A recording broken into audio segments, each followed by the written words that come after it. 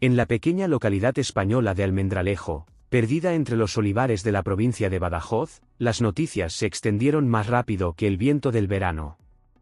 Especialmente cuando se trató de la llegada de un nuevo sacerdote a su parroquia principal de Santa María. El padre Gabriel Escobar, un apuesto hombre de 65 años, llegó a la ciudad temprano una mañana de abril. Su apariencia despertó un gran interés entre los lugareños: alto, de rasgos regulares y una mirada penetrante de ojos marrones, irradiaba esa dignidad especial que es inherente a las personas seguras de su posición y vocación.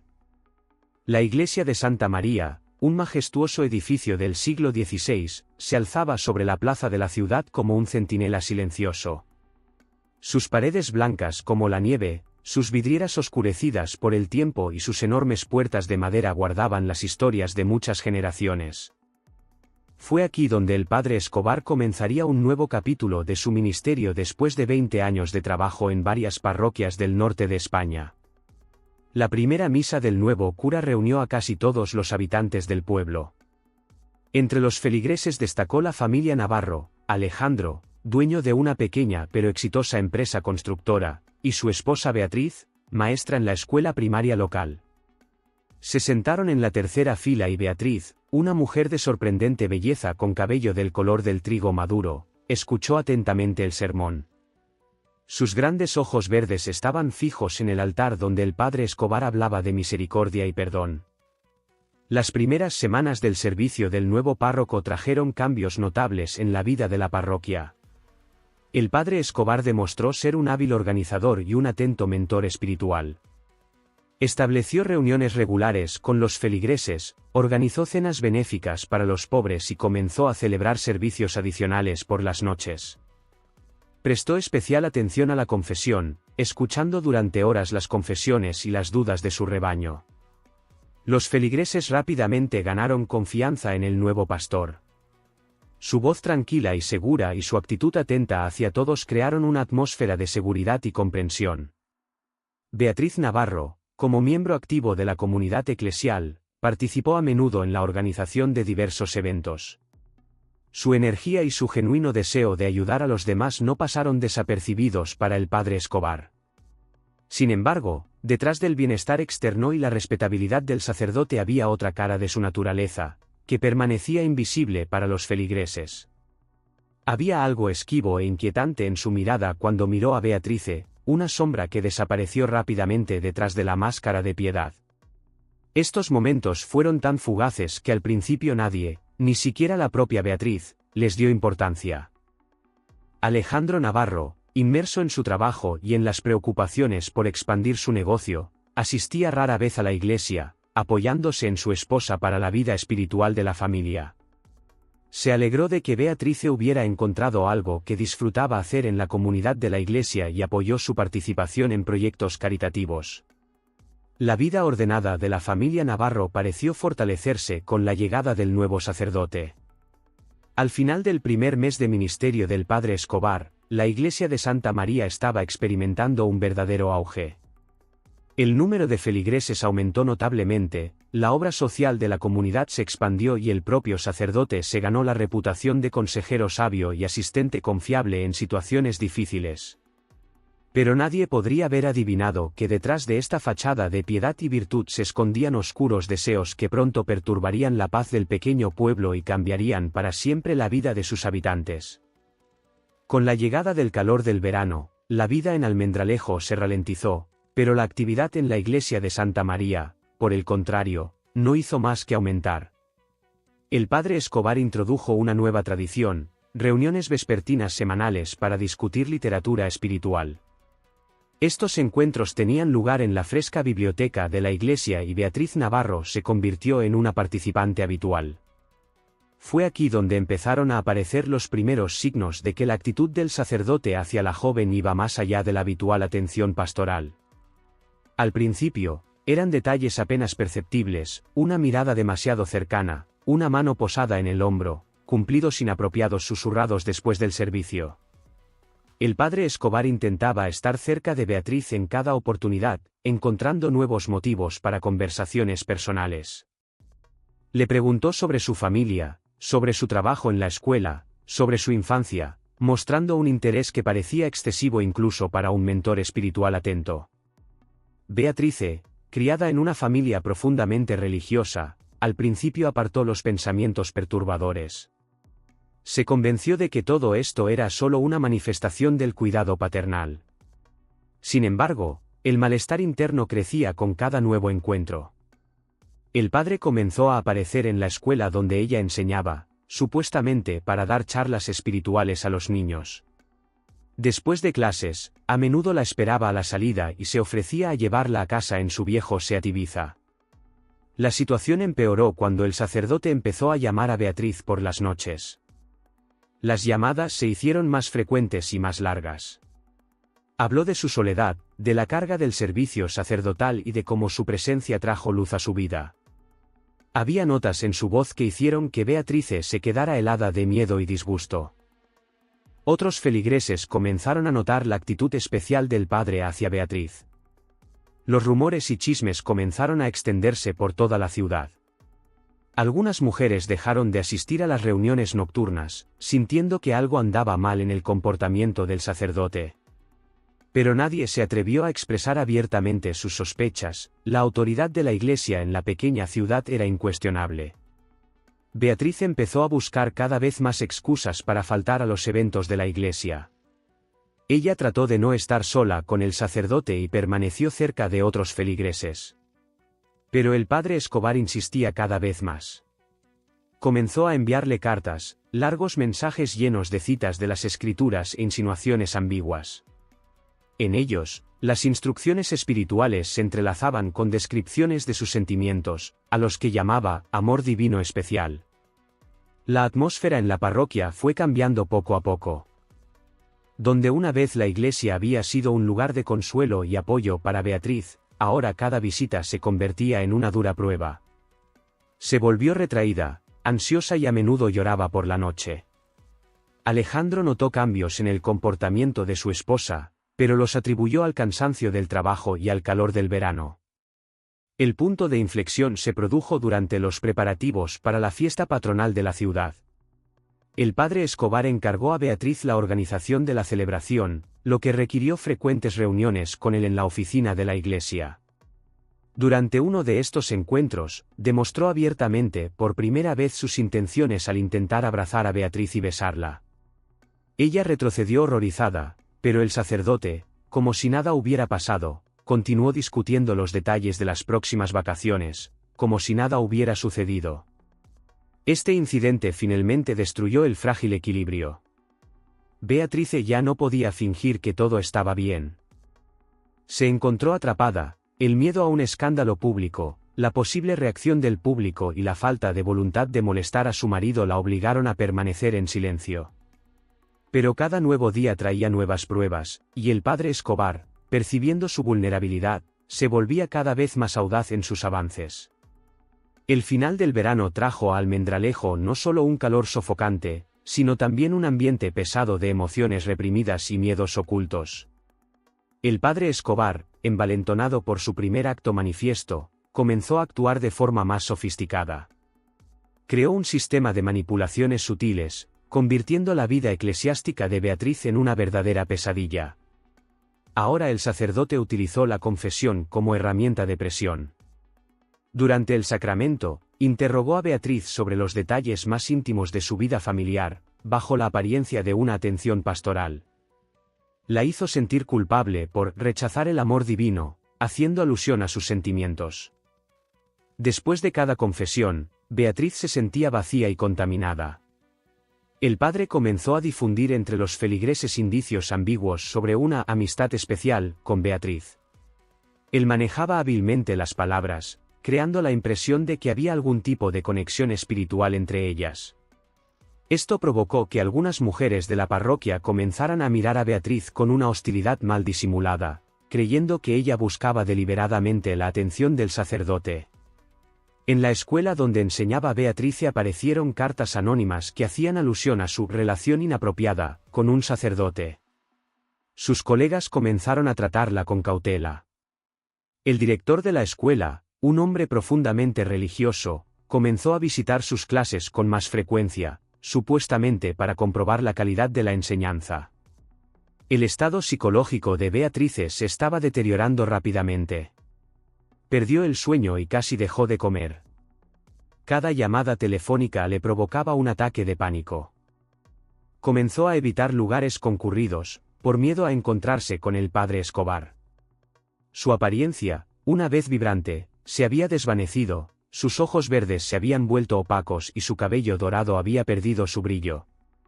Alejandro comenzó a notar cambios serios en el comportamiento de su esposa. Ella se estremeció ante su tacto, lloró sin razón aparente y rechazó la intimidad. Cuando intentó averiguar la razón de su condición, Beatrice permaneció en silencio o cambió de tema. Su matrimonio, que una vez fue fuerte, comenzó a resquebrajarse. El padre Escobar, notando la creciente tensión entre los esposos, decidió aprovecharla. Comenzó a aparecer en la empresa constructora de Alejandro, ofreciendo contratos lucrativos para restaurar edificios de iglesias. El sacerdote desempeñó hábilmente el papel de simpatizante, mostrando preocupación por el bienestar de la familia Navarro. La situación llegó a un punto crítico cuando el padre comenzó a llegar a su casa bajo diversos pretextos. A veces necesitaba discutir los detalles de un proyecto de caridad, a veces necesitaba entregar documentos importantes. Cada una de sus visitas se convirtió en una tortura para Beatrice. Ella tenía miedo de estar sola con él, pero no podía explicarle a su marido la razón de su miedo. Una noche, cuando Alejandro llegó tarde al trabajo, el padre Escobar apareció en su puerta sin avisar. Él fue persistente y exigió que lo dejaran entrar para una conversación importante. Beatriz, con manos temblorosas cerrando todas las cerraduras, lo escuchó mientras él permanecía una hora en la puerta, susurrando oraciones y declaraciones de amor. Después de este incidente, comenzó a temer seriamente por su seguridad. En su diario, que Beatrice comenzó a llevar como única forma de mantener su cordura, aparecieron anotaciones inquietantes. Escribió sobre el miedo, sobre sentirse atrapada, sobre cómo la iglesia, una vez su refugio, se había convertido en un lugar de horror. Cada página del diario estaba llena de la desesperación de una mujer atrapada en una situación de la que parecía no haber escapatoria. La verdad se reveló de repente, una cálida tarde de otoño. Alejandro, al regresar a casa más temprano de lo habitual, encontró a su esposa en estado de crisis nerviosa.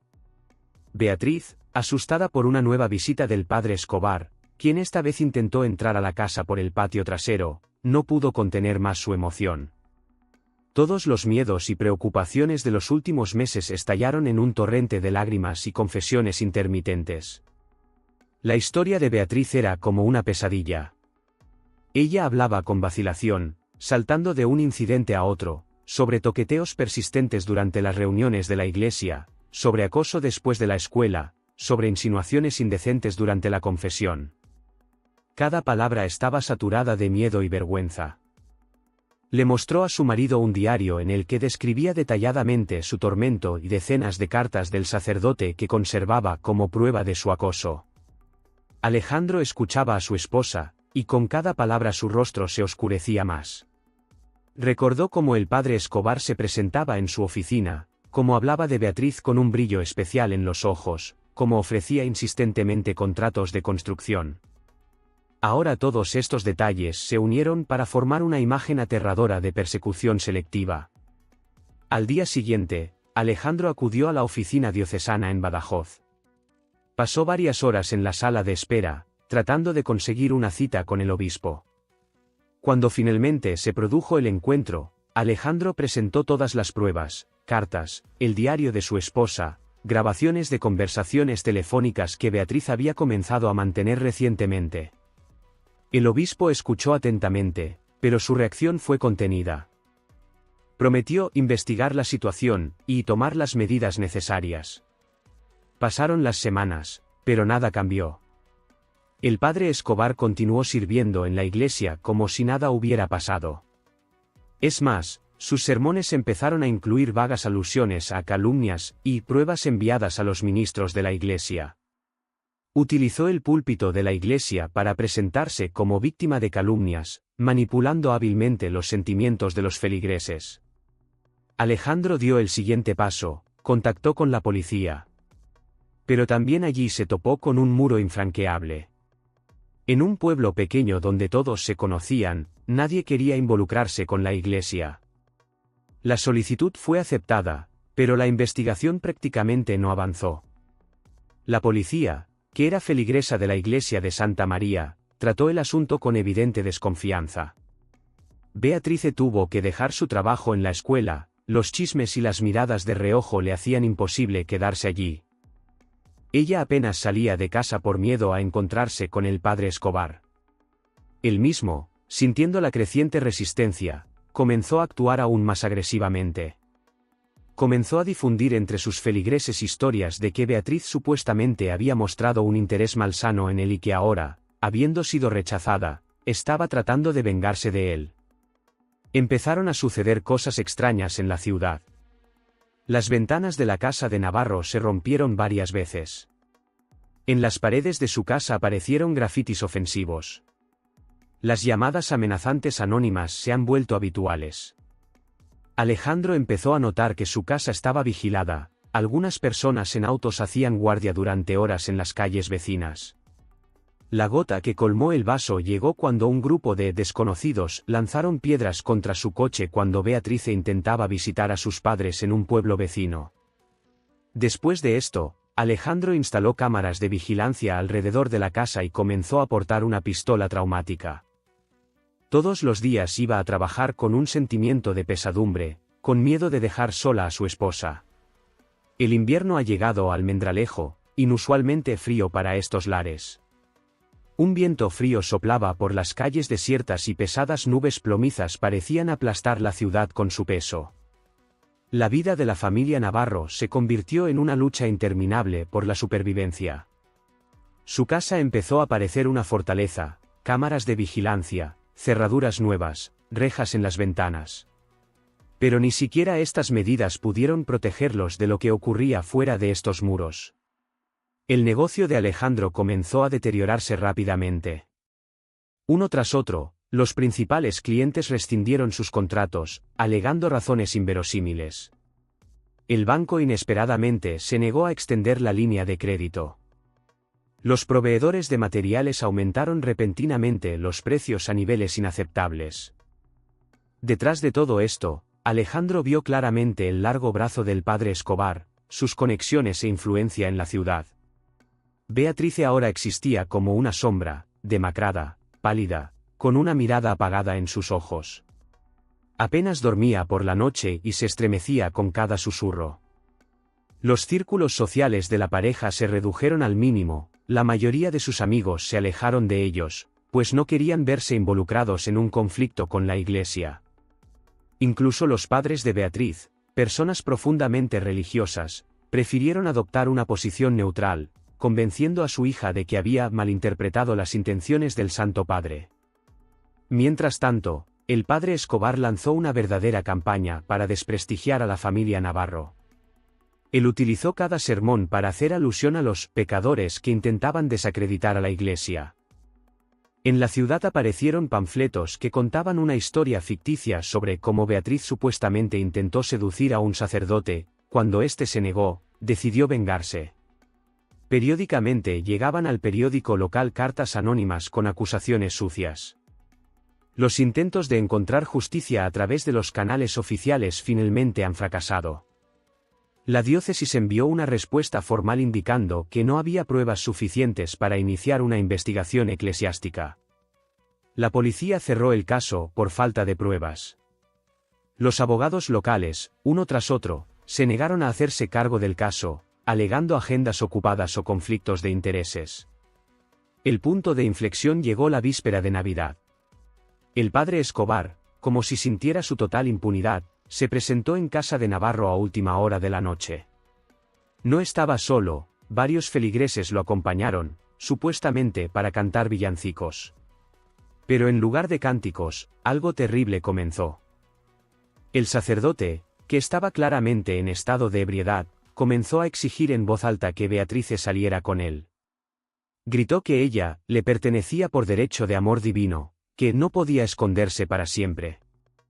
Alejandro, que observaba la escena a través de las cámaras de seguridad, no pudo contenerse. Beatriz, acurrucada en un rincón del dormitorio, sollozaba, tapándose los oídos con las manos.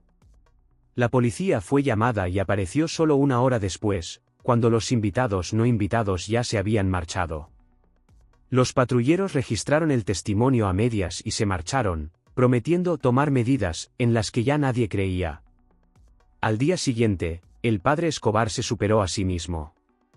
Durante el servicio de Navidad pronunció un sermón, hablando casi abiertamente de su amor especial por Beatriz, presentándolo como una especie de prueba espiritual que le había sido enviada desde arriba. Habló de la oveja perdida, que necesitaba ser devuelta al redil, del pecador que necesitaba un cuidado pastoral especial. La mayoría de los feligreses escucharon estos discursos con reverencia, sin notar o no queriendo notar su verdadero significado. Después de los acontecimientos de Navidad, algo se rompió en el alma de Alejandro. Dejó de dormir por la noche y pasaba horas en su oficina viendo imágenes de vigilancia. Su negocio, otrora exitoso, estaba al borde del colapso y su amada esposa se había convertido en una criatura asustada, temerosa de su propia sombra. La reputación construida a lo largo de los años estaba en ruinas y el futuro parecía sombrío. La ciudad parecía estar dividida en dos bandos. La mayoría apoyó abiertamente al padre Escobar, considerándolo víctima de calumnias. La minoría que adivinó la verdad prefirió permanecer en silencio. Algunas mujeres cuchicheaban en los rincones, recordando las miradas extrañas y los comentarios ambiguos del sacerdote, pero nadie se atrevía a hablar de ello en voz alta. Una noche de enero, el padre Escobar superó todos los límites. Se presentó en la casa de Navarro con un grupo de devotos feligreses, para realizar un ritual para limpiar la casa de malos espíritus. En realidad, parecía más bien una persecución organizada. La multitud cantaba oraciones, intercaladas con maldiciones dirigidas a los calumniadores. El sacerdote, agitando un incensario, gritó algo sobre demonios de lujuria y posesión, refiriéndose claramente a Beatriz. Esa noche, Alejandro no aguantó más. Salió hacia la multitud exigiendo que se detuviera esta locura. El padre Escobar, al verlo, comenzó a orar en voz alta por el alma perdida y por el perdón de los pecadores. Y luego, acercándose a Alejandro, en voz baja, para que solo él pudiera escuchar, comenzó a describir con detalle sus fantasías sobre Beatriz. Esta fue la gota que colmó el vaso.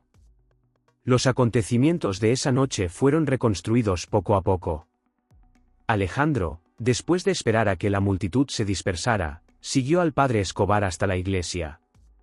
El sacerdote, como de costumbre, se quedó en su despacho, trabajando en el papeleo. Como se supo más tarde, estaba escribiendo otra carta a Beatriz.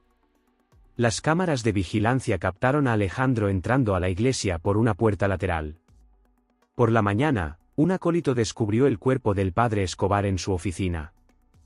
La muerte fue causada por múltiples golpes recibidos con un pesado crucifijo de bronce que siempre estuvo sobre su escritorio. Allí se encontró el arma homicida, con las huellas dactilares de Alejandro. No hizo ningún intento de ocultar o cubrir sus huellas. Después de lo que hizo, simplemente regresó a casa, abrazó a Beatrice, que sollozaba, y esperó a la policía. La investigación fue breve. Alejandro confesó todo inmediatamente. Durante el proceso surgieron muchos detalles: el diario de Beatrice, las cartas del sacerdote, el testimonio de otras mujeres que finalmente decidieron hablar sobre acosos similares en el pasado.